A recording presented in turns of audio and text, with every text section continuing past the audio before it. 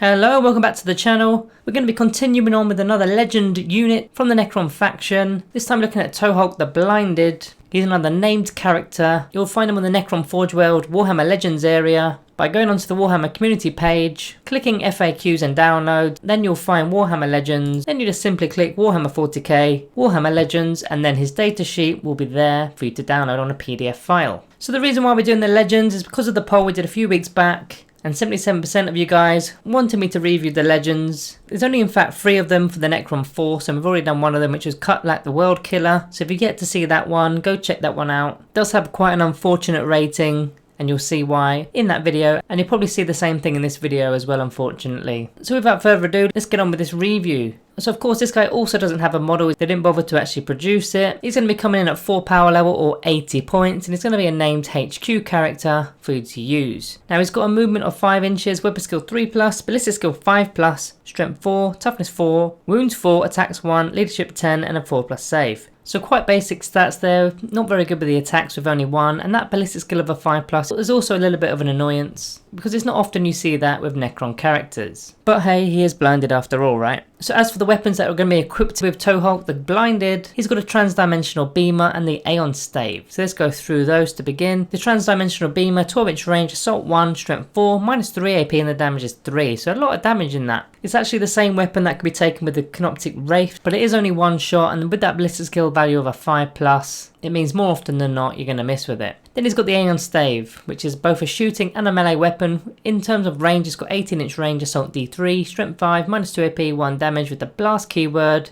and no invuln saves can be taken against the attack. So it's only 1 damage, so it's probably better against toughness 4 or less. Weaker units as well with a poor armor save, maybe a 5+ armor save, maybe going against say a Necron warrior would actually be quite ideal, because it means they won't get a save, and if they put an invuln save on them they won't get the save either. As for the melee option, well, we've got strength user, which is strength 4, -2 AP, 1 damage, and again invuln saves cannot be taken against that melee attack. Now he's only got 1 attack base, so really it's not going to be doing that much, but at least he hits on 3s as opposed to 5s. As for the abilities, Living Metal to regain a lost wound at the start of the turn, pretty standard, and the command protocols, which require a noble on the table, and you select a directive from each command protocol within each battle round. Now he is a character model, so he will be getting it as long as the command protocol is active, and he'll be dishing it out within 6 inches of himself to nearby units. He's then got the Dynastic Advisor's ability, so if your army is Battleforged and you've got a cryptek model, then you can take a second cryptek without taking up a detachment slot. Now he is a cryptek model, as we'll go over that later in the faction keywords section, but just bear that in mind that he won't be taking up a slot if you've got another cryptek within the list. He's then got the Chronometron ability, which is a little bit weird because again if you look down further below, he's a Technomancer not a Chronomancer. Yeah, he's got the Chronomancer's Chronometron ability,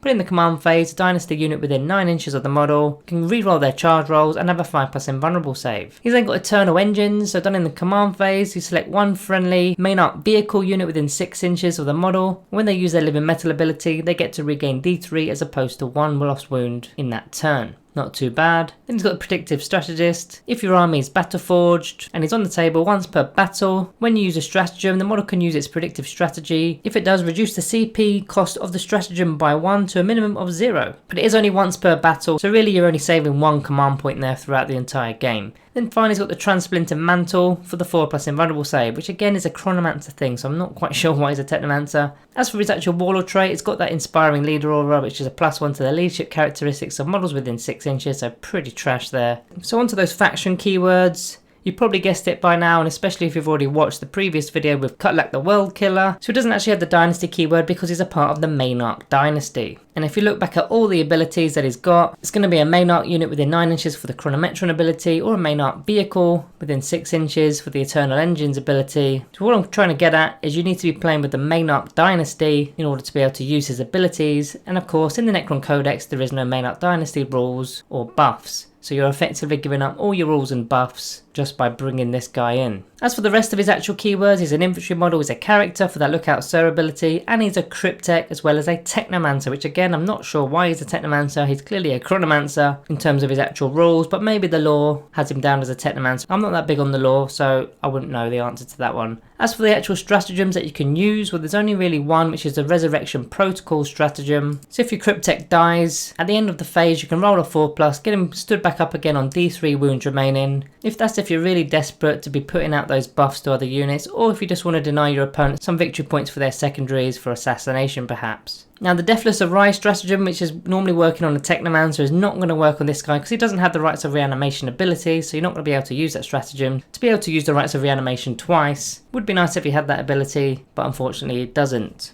So how is it going to synergize with the Necron Codex? So firstly, you've got to look at the Cryptothralls. Because he's a Cryptek model, you can bring a couple of these guys for 40 points. They've got the Protector's Aura ability. If they're within 3 inches of the Cryptek, you can't target the Cryptek with ranged attack, so it's effectively a better lookout, sir, and you only need one of them alive to be able to do that. And then they've got the Systematic Vigor, which is actually going to beef up your Cryptothralls, giving them a 3+ weapon skill and ballista skill, and they get an attack characteristic of 6 per model. As far as units that I probably wouldn't use with this guy, the Scorpet Destroyers are the first one. Now normally with a Chronomancer I would use them, but this guy doesn't have the speed. He only moves at 5 inches, so keeping up with your Scorpet Destroyers that move at 8 inches just to give them a reroll to their charge roll and an in-1 save, it's probably not going to be working. What I would rather do if I was using him is keep him back with maybe some warriors perhaps to give them that 5+ invulnerable save. That's going to be a lot more worth it, and of course he's going to be keeping up with them because of their speed. The Lich Guard, I probably wouldn't use it with them, even though they do the match to speed, but they're just better off with an Overlord, with a Veil of Darkness relic, or just one of the other characters that have got the Veil of Darkness relic. That's what they really need to get in. So he's likely going to be staying back. So in terms of some range units that are also going to be staying back, that you may be selecting from, maybe you got some Death Marks or you got a Locust Heavy Destroyer. They're not going to make any use of the reroll to their charge roll, but they'd really love an invuln save, wouldn't they? It'd be really nice if they had one built into their datasheet, but they don't. So this is a method to give them that invuln save, because they're probably going to get pipped off if you don't get them in cover. So we've got to mention the other Crypteks and how they compare. Starting off with the Chronomancer to begin with. Now the Chronomancer is 80 points, which is exactly the same as Toholk the Blinded. He's also 80 points. And then you can also get a Technomancer for 75 points, and if you get the Canoptic Cloak for 5 points, that's also 80 points. But the reason why you take one of those more generic Crypteks is A, you can get the Relics of the Aeons on one of them, B, you can get the Cryptek Arcana, and C, you can actually select a Warlord trait for them to use, as opposed to having that Inspiring Leader aura, which isn't very good, is it? So let's get on with the summary then, starting with the good. It's got that Chronometron ability for that reroll to the charge rolls and the 5+ invuln save. It's pretty decent. Obviously he's very good on the Chronomancer. He's also got a 4+ invuln on himself, which keeps him a little bit more alive throughout the battle.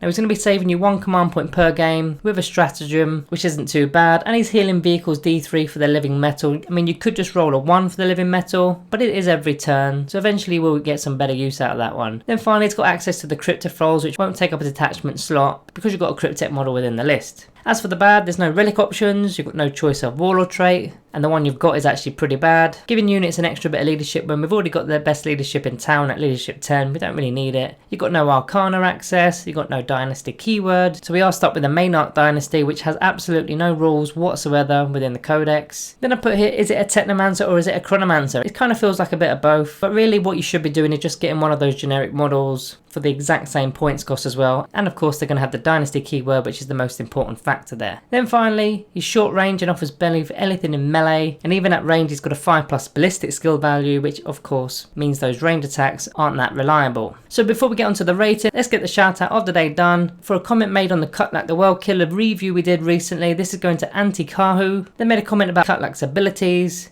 which was if he had a better leadership than the opposing units, then he gets to re-roll his hit rolls. But this comment has basically pointed out that you'd have to have a leadership value of an 11 to negate the re-roll ability. So it pretty much is always on, unless there's some extra bonuses that are going to be plus in 1 or 2 to the leadership perhaps. But even then they're going to need a real high leadership. So as for the rating today, not another good one I'm afraid. We don't just cover all the good units on the channel, we've got to cover everything. So this one unfortunately is going to be a 1-star rating.